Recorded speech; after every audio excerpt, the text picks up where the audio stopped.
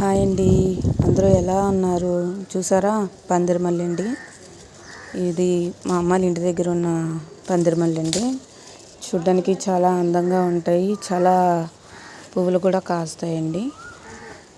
Already కొన్ని cut చేశాను, నాకు తెలిసి బౌల్ నిండిపోతుంది. మీకు చూపిస్తాను, మిగతావి కూడా చాలా ఉంటుందండి. చూడండి, అక్కడక్కడే ఉన్నాయి, పూత అయితే అయిపోయింది. వెతకాలి, మనం ఎంత ఎతికినా పైన కనిపిస్తాయండి, లోపల చాలా ఉంటాయి. ఇదిగోండి, చూడండి,